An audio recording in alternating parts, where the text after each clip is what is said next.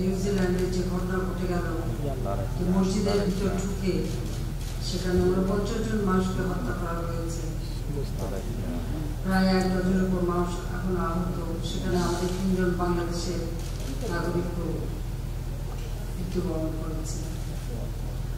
আমি তাদের প্রতি শোক জানাই। আর এই ধরনের ঘৃণ্য ঘটনা, যেটা সন্ত্রাসী এবং জঙ্গিবাদী ঘটনা, এই ঘটনা আমি তীব্র নিন্দা জানাচ্ছি।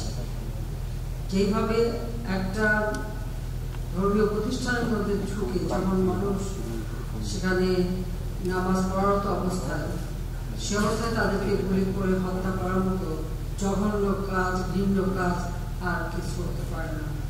কাজে আমি এটুকু আশা করবো যে বিশ্ববাসী অন্তত এই ধরনের ঘটনার শুধু নিন্দাই করবে না, এই ধরনের জঙ্গিবাদ সন্ত্রাস যাতে চিরতরে বন্ধ হয় সে ব্যাপারে ব্যবস্থা নেবে। আর আমি তো বিশ্বাস করি যে যারা জঙ্গি, যারা সন্ত্রাসী, তাদের কোনো ধর্ম নাই, তাদের কোনো দেশও নাই, কোনো জাতিও নাই, তারা সন্ত্রাসী। সন্ত্রাসীদেরকে সন্ত্রাসী হিসেবেই দেখতে হবে এবং তাদের যথাযথ ব্যবস্থা নিতে হবে। আমরা অনেক কষ্ট করে আমাদের দেশকে আমরা জঙ্গিবাদ সন্ত্রাস থেকে রক্ষা করতে সক্ষম হয়েছি।